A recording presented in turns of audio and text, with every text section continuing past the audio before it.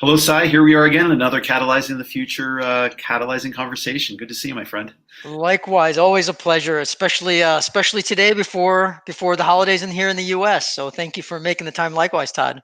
Before the day that is predicated on the idea of gratitude, right? I think it fits Exactly. very well with the themes of the kinds of work that we're trying to do. And let me say, my friend, I'm very grateful that you're in my life and that we have a chance to work together on this big endeavor. Sentiments completely mutual. I specifically appreciate the past in our journey, and most definitively look forward to the future. So, like, sentiments completely mutual, Todd. Thank you. Wonderful, wonderful. So we have a special guest today, Heather Cresswell of the Alchemy Academy, and we're especially excited. We're going to have her onto the broadcast here in just a moment.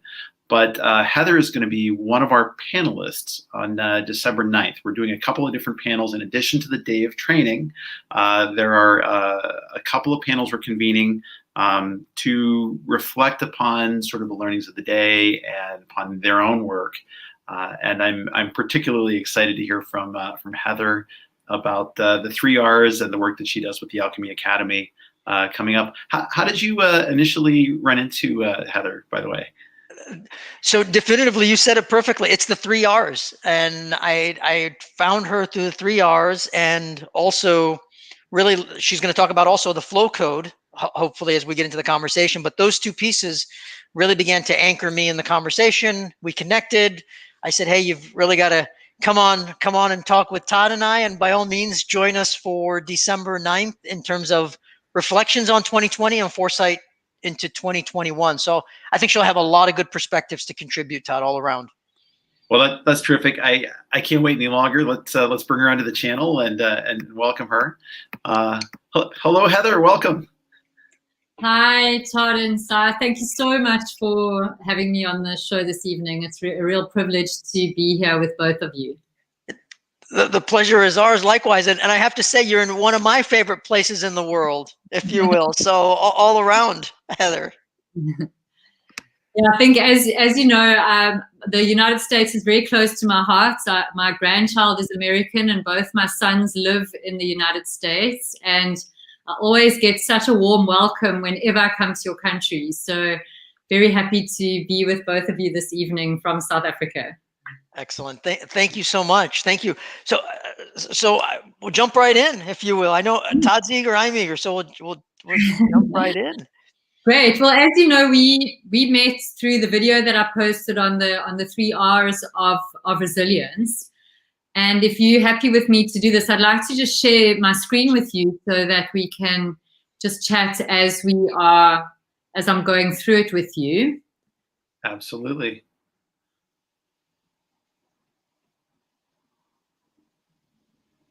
Here we go.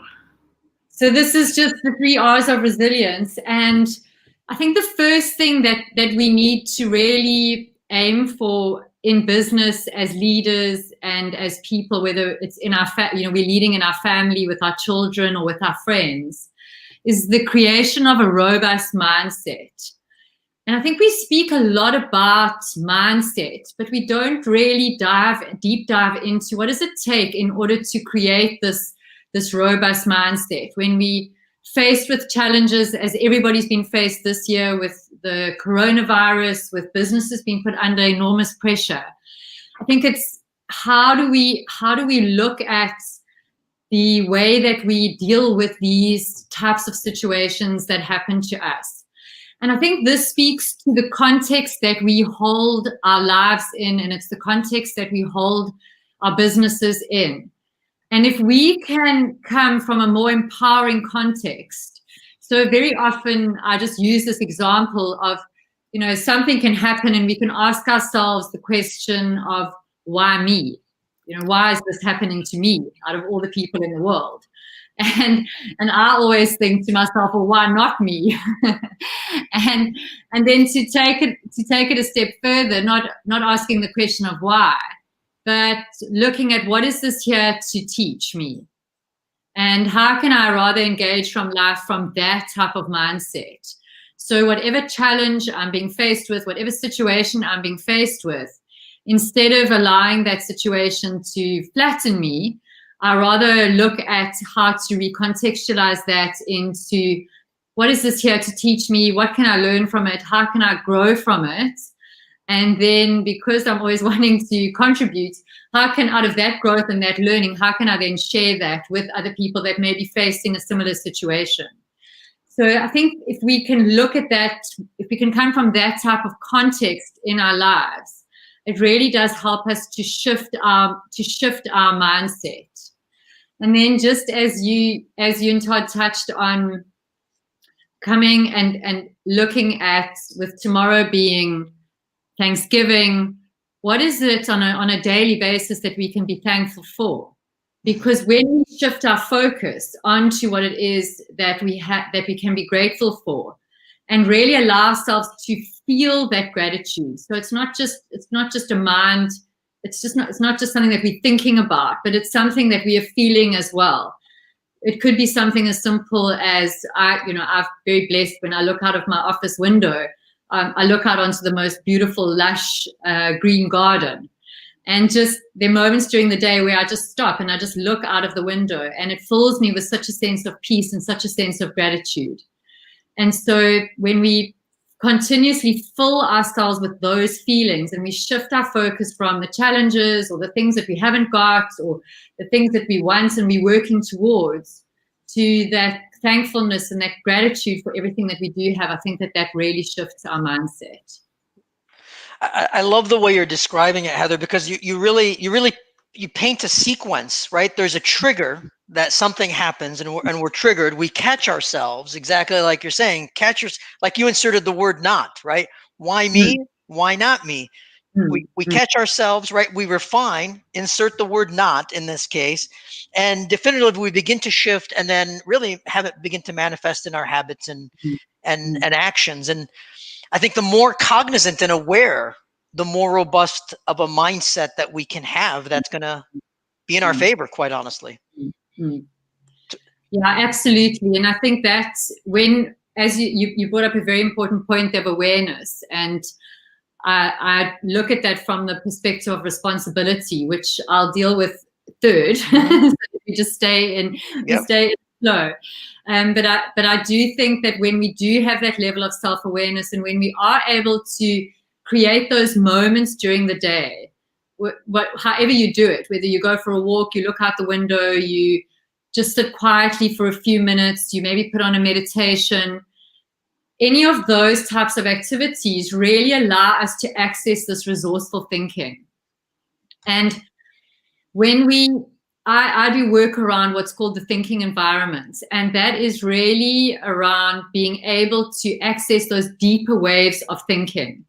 So setting up specific environments where we are listened to, and where we also are able to listen to our own thinking out loud.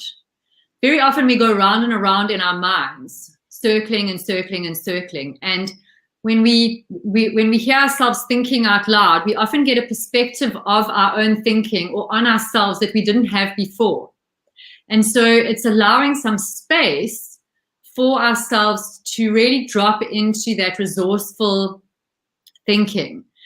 Because the world is so uncertain. There's nothing that has taught us that better than everything that has happened in 2020. And so we can't place our certainty in an external situation, an external environment, a job, a relationship. Anything that's external to us is fraught with uncertainty. Things can change in an instant. And so we need to develop and grow that certainty within ourselves, that whatever life throws at us, we will and we do already have the resources to meet that challenge. We might have to go on a journey of growing. We might have to go on a journey of upping our skills or upping our mindset. But we ultimately, when we build that certainty within ourselves, I think it gives us a level of confidence, real, authentic confidence that we can manage whatever life throws at us. Very well said. And that was actually one of the key things that I pulled out of your initial video that you had posted all around, Heather, because I picked up on the inner certainty. And exactly to your point, it really does build confidence and courage for us to confront the challenges. And we can be, to your point, resourceful relative to what is external out there. And resourceful isn't necessarily drawing on it merely in my direction, but actually offering something in return, so it becomes a win-win.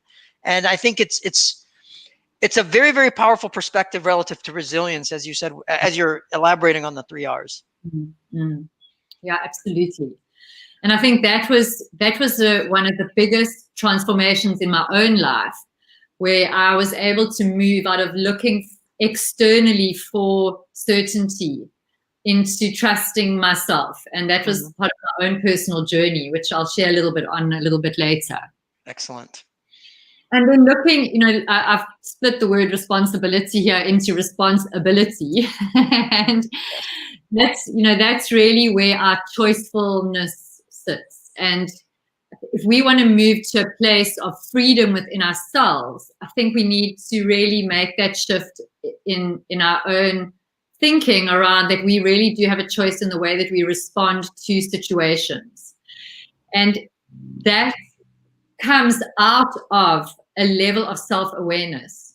So when we have a great self-awareness, or when we have an understanding of our own patterning, of what triggers us, of events that have maybe happened in our past that are unresolved, that when we're confronted with a similar situation here, we have an automatic reaction to it in the present moment, then we are simply reacting. And we're not really coming from a place of choiceful response. So developing that level of self-awareness, going on those journeys of discovery of what has happened to us in our lives, how has that impacted us, what were some of the decisions that we've made that maybe are sitting in our unconscious that we need to bring up into our consciousness through becoming more aware, in order to transform them so that we can come from a more empowered place of being able to respond to the situations that happen to us. And this also speaks to, I was going to talk about a fourth R, but I like to keep things in threes because we are three-dimensional beings, but that doesn't mean not being real. So that doesn't mean when something does go wrong or doesn't meet your expectations that you don't allow yourself to experience the feeling of disappointment, or if you have something that, if you lose somebody, that you experience this feeling of loss.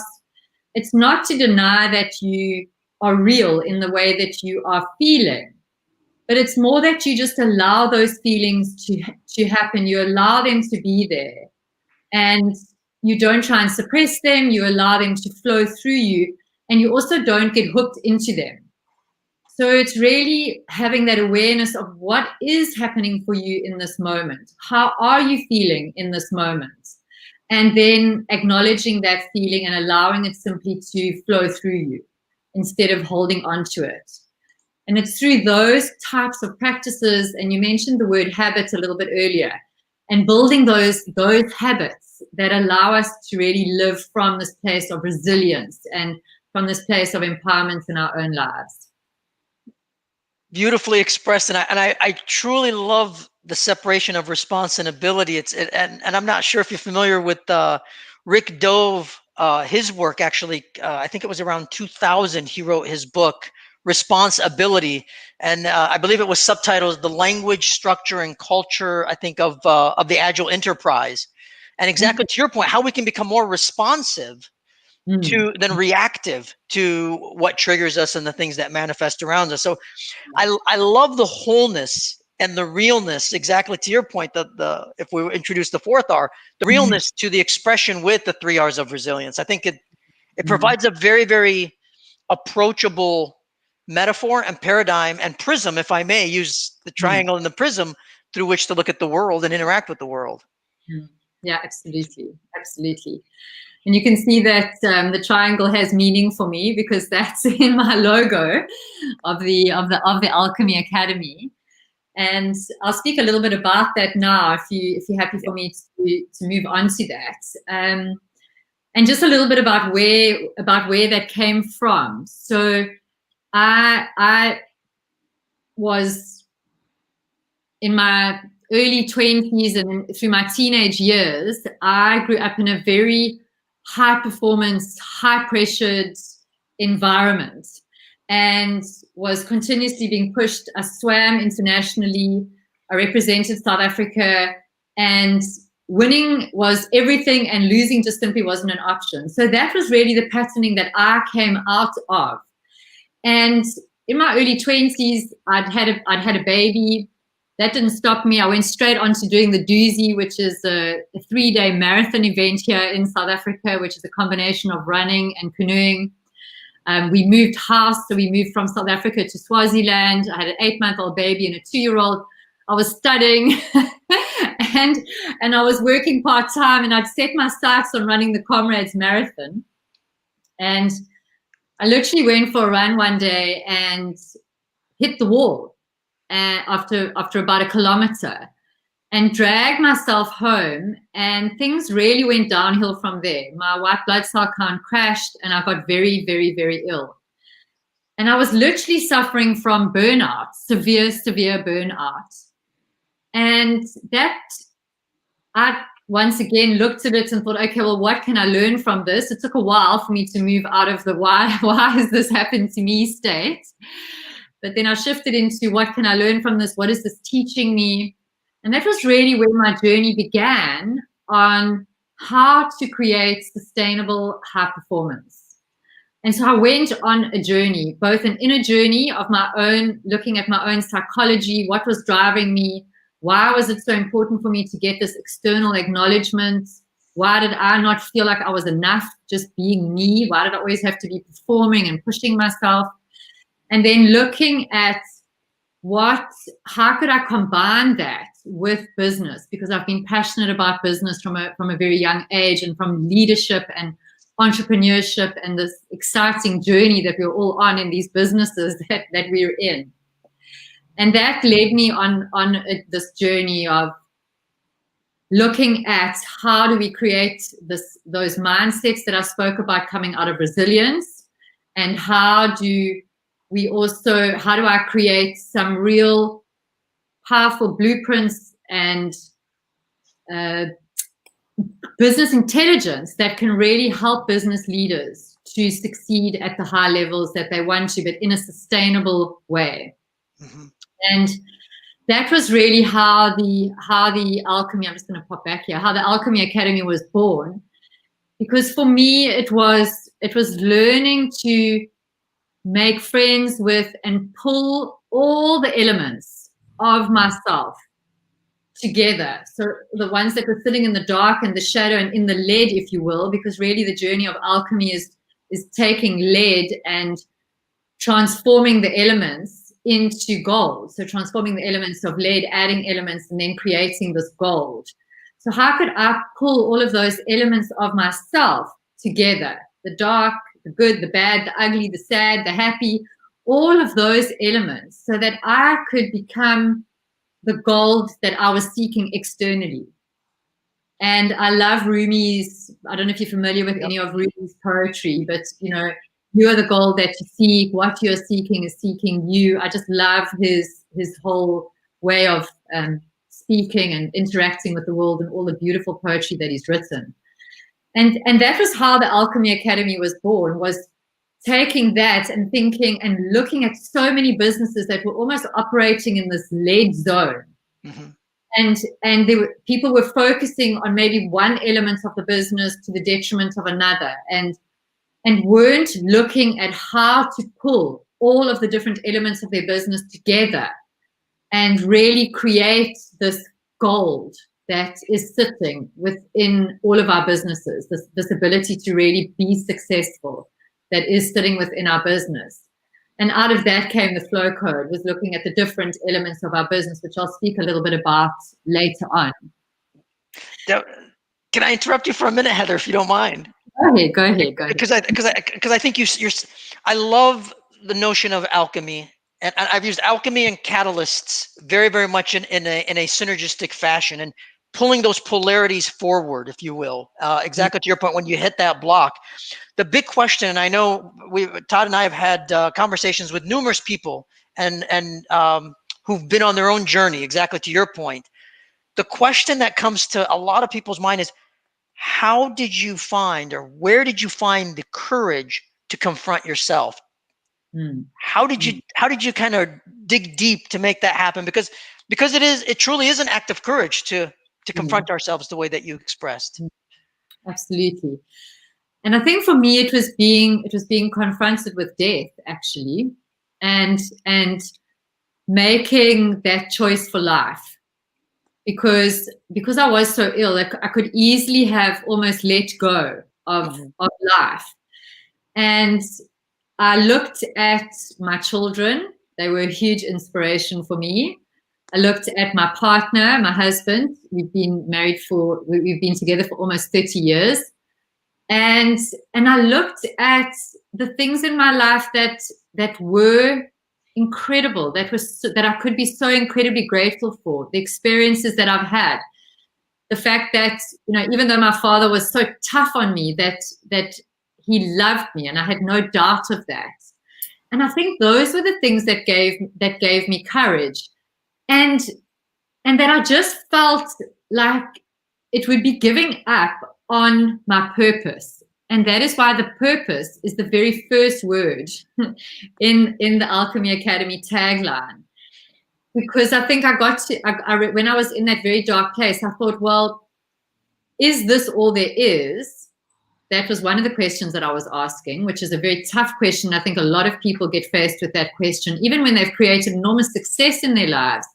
They go and they create all of this success, and they think that it's going to give meaning to their life. And then they're confronted with this question, well, is this all there is? I've got the money, I've got the car, I've got the house, I've got everything that it looks good from the outside. Is this all there is? And I think that just ignited something in me that was just not going to be enough for me. I couldn't lay my head down and go, okay, well, at the age of 24, I just had so much. I hadn't lived my purpose yet. My purpose has always been to help people. I thought I was going to be a nurse, actually, when I was growing up. And my purpose has been to contribute and to grow. And I think that was the thing that really ignited something in me. How can I make a difference in other people's lives out of the experience that I'm having? I've been given this experience. And I had a lot of tough experiences when I was growing up as well, a lot of loss, a lot of death, that, close family members, close friends, people leaving and dying at a very young age. So I was confronted with death as something that did happen from a very, very young age, from when I was 10 years old. And I think it was just that I was not done.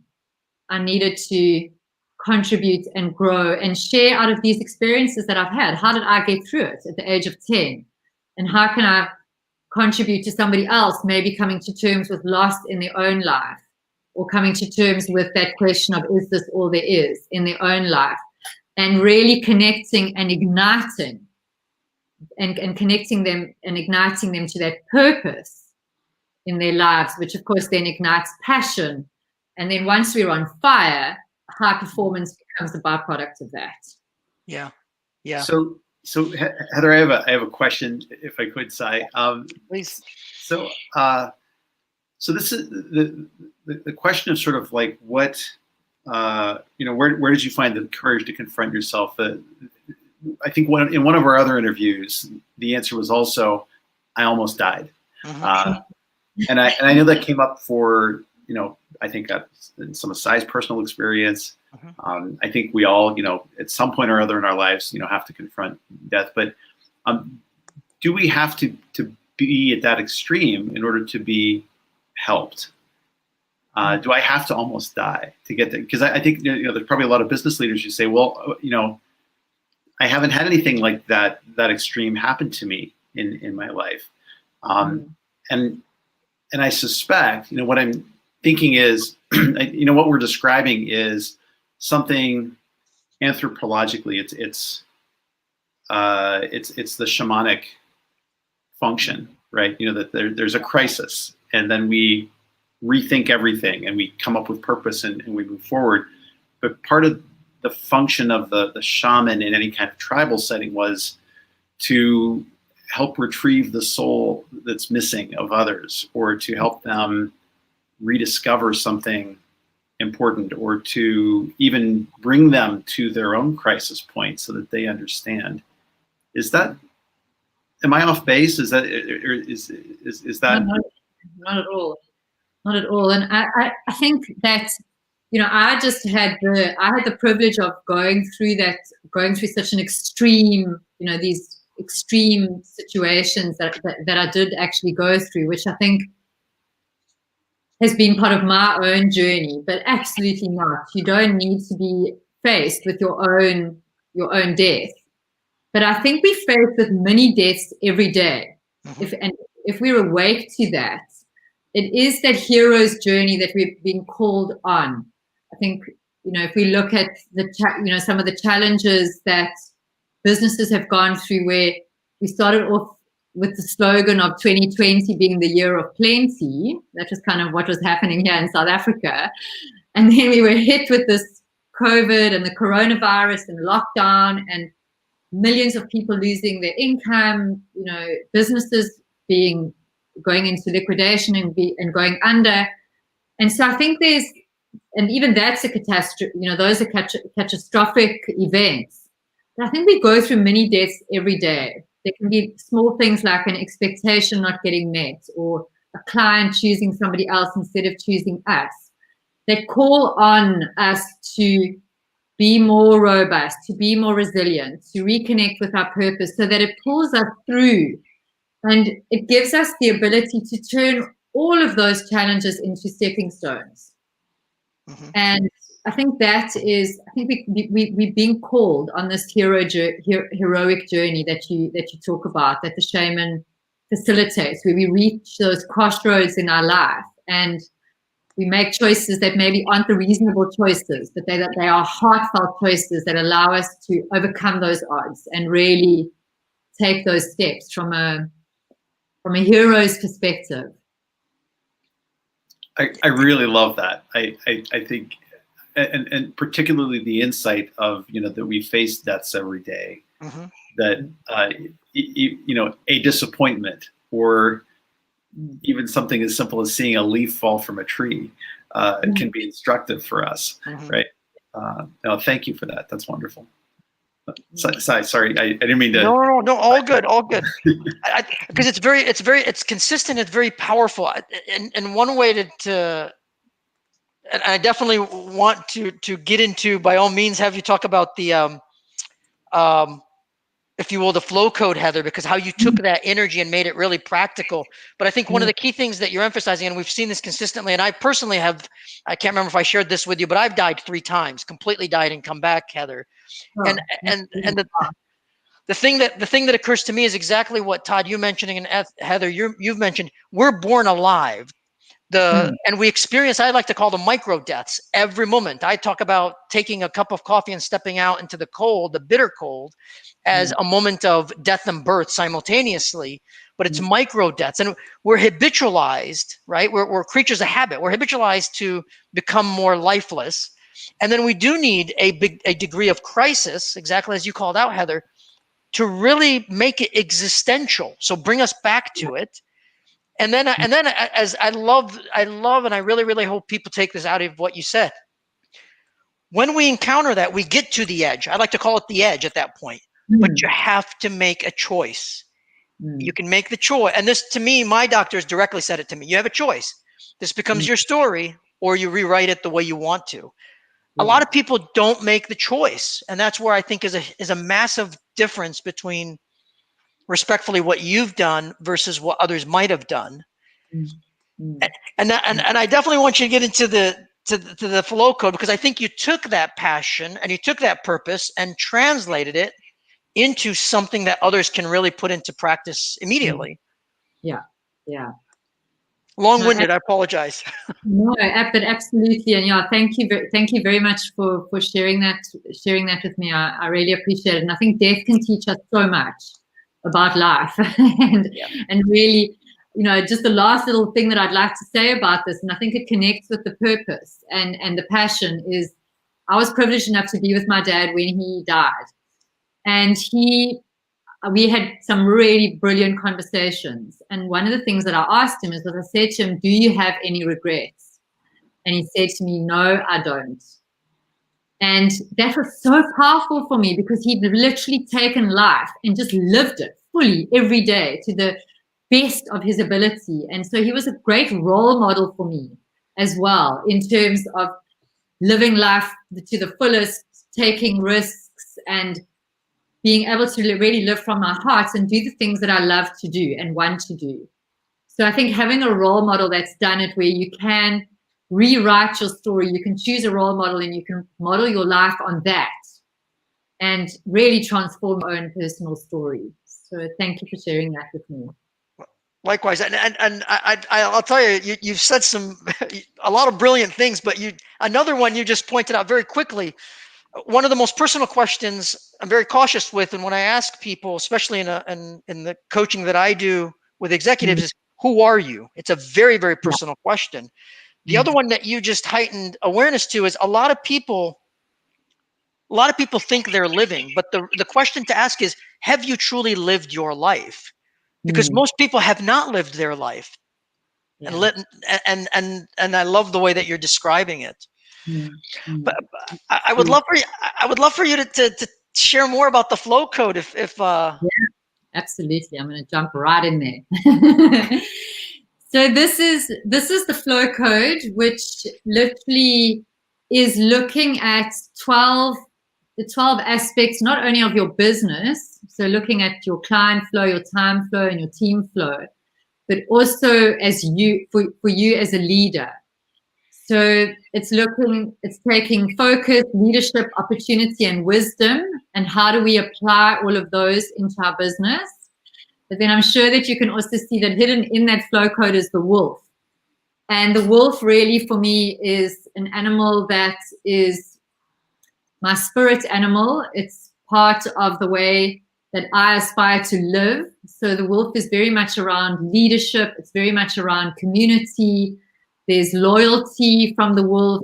There's a bringing together of each person, understanding and knowing how they fit together in the pack, and having a lot of fun as well. You can see wolves rolling in the snow and playing. So just bringing that energy into the work that I do as well, I find it incredibly powerful. And if you look at the flow code here, you've got this gray ring sitting on the outside here. And that's really where a lot of businesses sit. They sit in this gray area and they're not in flow. They're not creating this flow that we all have the potential to create in our business. And then applying the flow code really allows you to step into that flow and then create that gold, which is that inner state. And that is really where the alchemy starts to happen, when we start to see transformation within ourselves and transformation within our business. So I'm just going to run very quickly through the flow code, and then I'm going to just share a little bit of some of the business intelligence that we've got, and then some of the leadership development work that we focus on. So of course the life, yep. Heather, before you go through it, do you mind if I share just a little bit, and I think I brought this up in our conversation around the wolf credo, if you will. Yeah, please do. I love that. Yeah, it's interesting because I've connected with, exactly to your point, a spirit animal of the wolf over my history, and I've actually used it in business, and I've referenced, I think it's Del Cortez or something, who actually wrote the wolf credo. But it emphasizes, and I just want to read it out. I actually have it here. I want to read it out and you'll see the words you've already mentioned, actually. Respect the elders, teach the young, cooperate with the pack, very much in the same vein. Play when you can. I love your emphasis on play. Play when you can. Hunt when you must, if you will. Rest in between. Share your affection. Voice your feeling, and last but never least, and goes back to purpose, leave your mark. So, extremely powerful and resonant with the work you're describing. But I definitely wanted to share that. So, all around, very powerful around the wolf. So, thank you for that. Yeah, thank you. That's really beautiful. I'm going to use that going forward, if you don't mind. Oh, please do. Excellent. Yeah, so I always start with the focus, because if we can focus on client flow / cash flow as the very first element that we look at in our business, and how do we get that client flow going? How do we generate that cash flow, because the minute that we can start to do that, we can then start to be a little bit more easeful and spend more time and have a bit more energy to look at the other aspects of the flow code.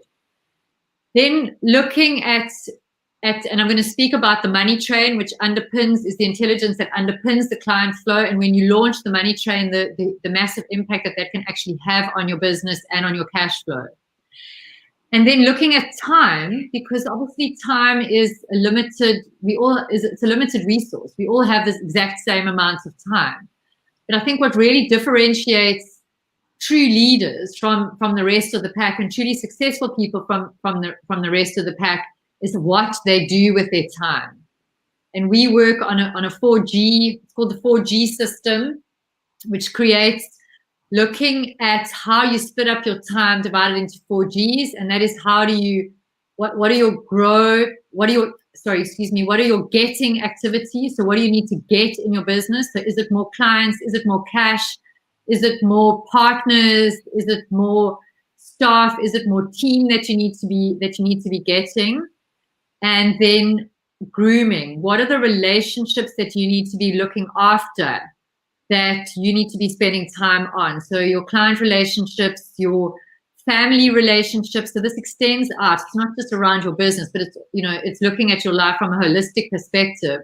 Your friends, making sure that you're grooming those relationships.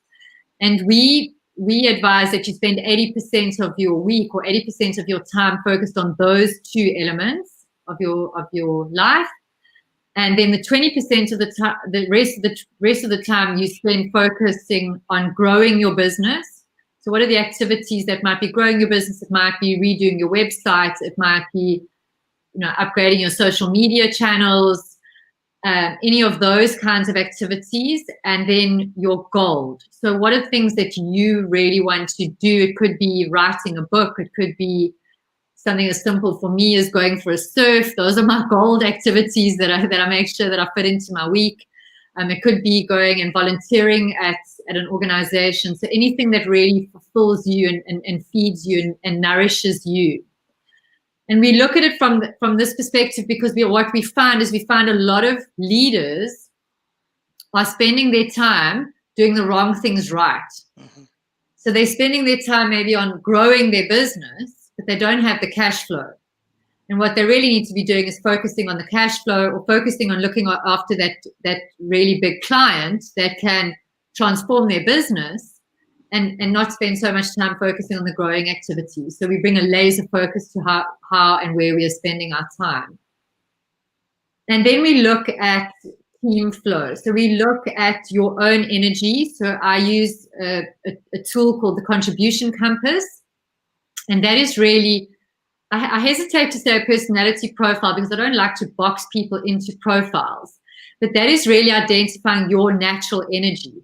So if you're like me, my natural energy is to connect with people. It's big ideas. It's not in the detail. It's not in administration. It's not in, spreadsheets.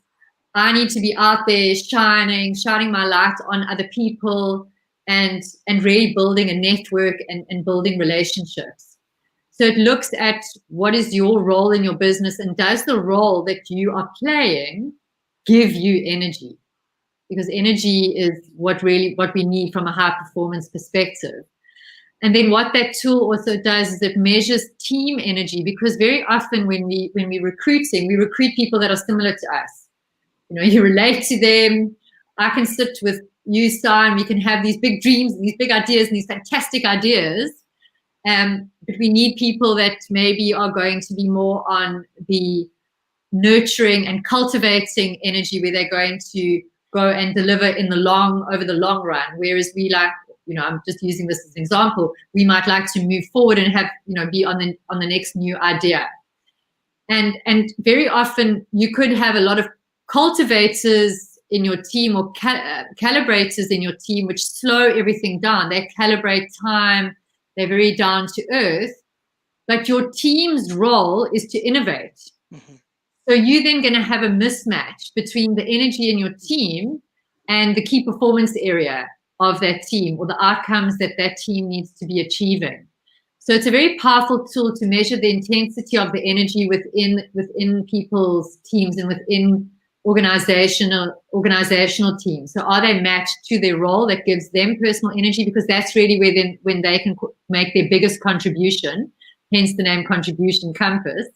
And then in the teams, do you have everybody in the right role and the right level of energy intensity within that team that's aligned with that team's outcome? I love the emphasis on energy. It's core to so much. Yes. Yeah. And then from moving into the leadership quadrant, this is really around how do we develop ourselves as leaders. This is identifying our patterns, identifying our limiting beliefs that we might have that trip us up unconsciously. And I'll speak a little bit about this further on in the slide deck. But it's really about us going on that internal journey of stepping into our own leadership and removing those blocks that prevent us from doing that and prevent us from owning that success and stepping into that success, because our fears might not only be about failure, our fears might also be about being successful. It could be about breaking a pattern that we have, and stepping into that success might mean massive change for us that we don't want to make. So looking at that, and then looking at the culture within the organization, but this speaks to the leader, your own personal values as a leader, and then looking at the organizational values. Because if we use our values, first of all, we need to know what our values are. But if we use our values as our compass for our lives and for every single decision that we make, then we'll never find ourselves off course. So, for example, my top 3 values are love, freedom, and energy. So when I'm looking to decide whether I'm going to work with a client, first of all, I ask myself, well, can I love them? Can I fall in love with them? Do I love what they stand for? Do I love what they're doing out in the world?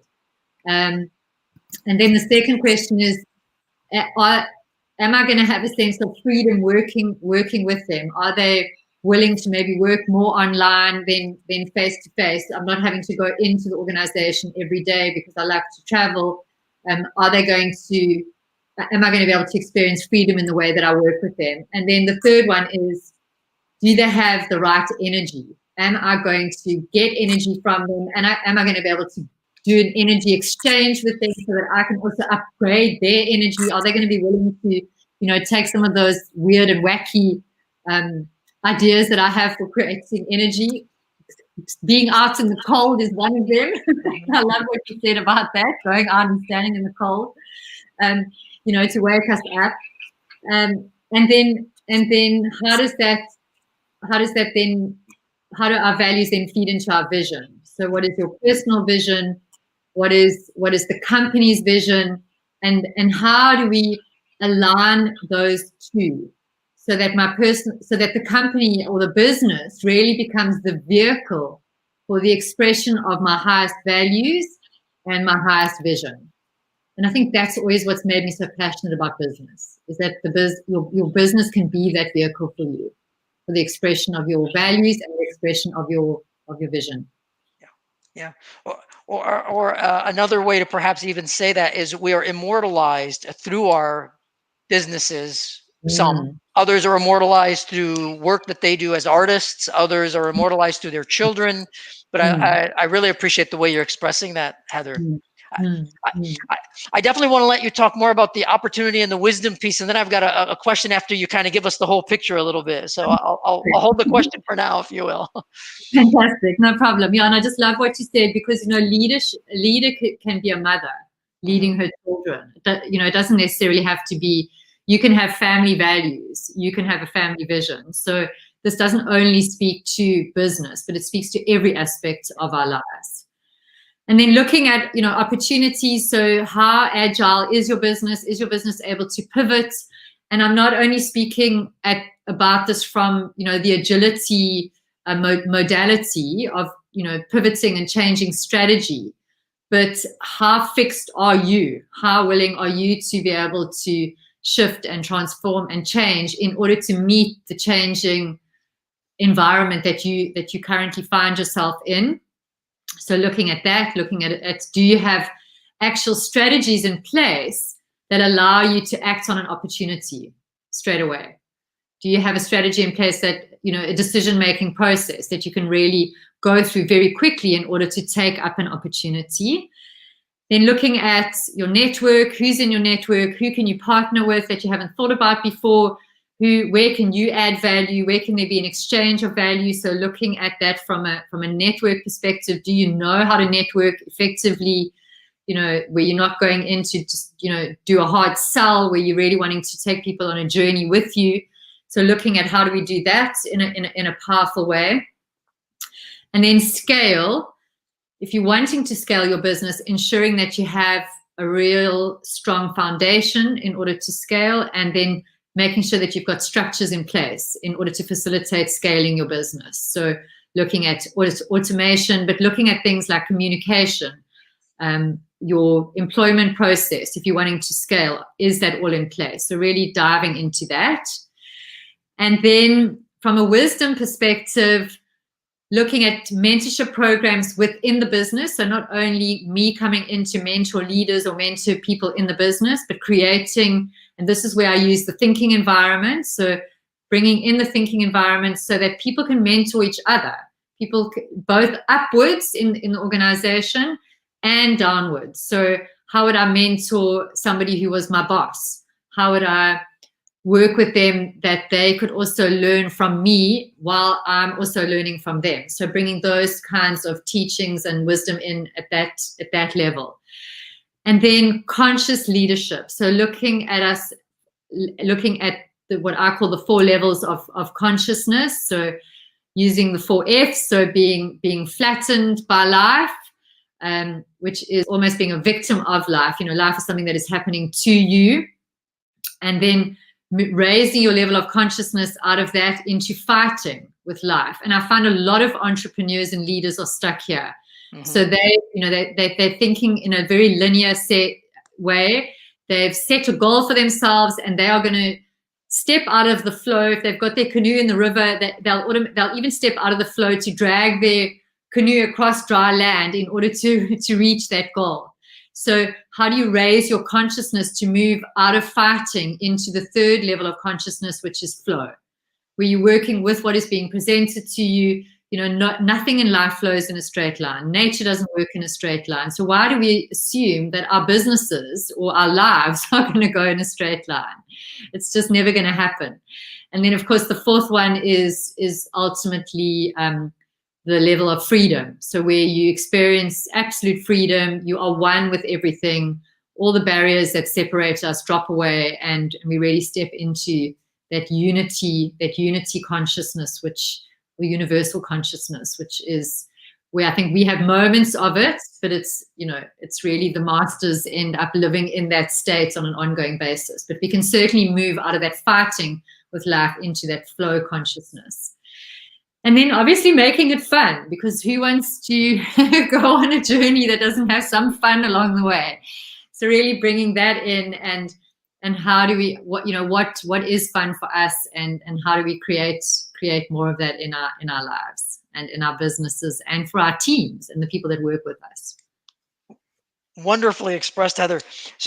So I'm gonna ask you if you actually make a statement, then ask a question, and I'd love for you to elaborate on one of the things that really grabbed me when I encountered you and the flow code is it's rich, it's powerful, it's rich, it's extensive, and it does shift enough of the language, and it's approachable, but it doesn't try to redefine the terms or introduce other language that is extreme, for lack of a better word. So that made it much more approachable from as I kind of looked at it. So that's one thing. The thing that the question that comes to my mind. So let me rephrase that. Let me re-say it again, if you will. That's a major differentiator for the flow code versus other sort of models out there, I think, is it is approachable. So that's one thing that grabbed me. With that in mind, here's my question. A lot of people look at this and say, hey, this is all good, but if I'm dealing with a crisis, I don't have the time to pause to think about this. What do I do? What's your guidance, Heather? So in the thinking environment, which was developed by Nancy Klein, she's an incredible woman. She says the quality of our actions is wholly dependent on the quality of the thinking that we do beforehand. And so my way of looking at that whenever I'm faced with a crisis is, how do I just create enough space for me to think so that the next step that I take comes from that place of choicefulness and isn't just a reaction. So that really comes into, it's the container for everything that I do. And every time I'm facilitating or I'm coaching or I'm mentoring, is I use the thinking environment as a container, because the more practice we can become in being able to access those deeper levels of our own thinking, whether it's something that we're just thinking for ourselves, or we're just quickly going and we're connecting with somebody who is aware of the thinking environment or knows how to just listen, because the very first component of the thinking environment is to give attention without interruption. And you've really helped me in my thinking while I've been speaking, because you have been listening from a place of interest and respect. So if we can just find one person that can give us 5 minutes to listen to what our thinking is in response to the crisis, it's incredibly, it's incredible what can happen in a very, very short space of time. So that's my response to it, is we do need to take that time to think before we take action, because it really is going to impact on the quality of the actions that we take. And I think that's very elegantly expressed, quite honestly, because it's not a lot of people respectfully fixate on absolutes. You're not saying stop everything and do all this. What you're saying is, and you're saying there is no fixation on absolutes. It's really enoughness, as I like to say, enough time to activate what's needed next. Yeah. And it requires discipline and awareness, exactly as you've emphasized throughout the conversation. Very, very, very, a lot of rich content, a lot of rich expression all around. So we're looking forward to having you on December 9th. We're very, very fortunate to have you. I'm really excited to be there. So do you mind if I just quickly carry on? There's just a few things that I just want to show that I think will just give people some value that they can just take a screenshot of if they'd like to. Definitely, so definitely. One of the things that we do is, under the client flow, is looking at the 5 carriages of the money train. And I think what really differentiates this from other sales funnels is we looking at taking the client on a journey. So first of all, looking at developing the lead carriage. So looking at where you're getting your leads from and how you're getting your leads. And then moving your leads, before you're even thinking about doing a sale or getting the deal, moving them into what we call the trust carriage. And so it's getting people to think about what are some trust strategies that you could use in your business to develop trust, because there is so much white noise out there. And so it's really around you starting to build that relationship, that trust relationship. We're so oversold on everything. So how do you build that trust? So I think if we just use this as an example. So, we connected on LinkedIn. Now we are having an almost, an on-stage session together. So people will have access to me. They'll have access to who I am. They'll have access to what I'm offering. And that will start to build that trust. So what is it that you can give? You can send offer people an assessment. You can take people to, for a coffee, whatever the strategies are. And we obviously workshop these strategies. How do you build trust? And then looking at moving people into the love carriage. And, love isn't a word that's used very much in business, but we want to use it a lot. So how do you build that loving relationship with your clients? So that could be by taking them off of a platform like this and having a one-on-one online session with them, or giving them a workbook, or running a mastermind for them. Any of those things that are going to make them feel like you really care, like they really matter to you. And then only after you've done that do you start to take them into the sales carriage. And that is almost where the sale becomes a byproduct of your relationship. It becomes almost like a no-brainer. Yep. And what we're saying is if you've got 100 leads, 100 people sitting in your lead carriage, and you look at, and we've got a process for looking at those, looking at leads as well.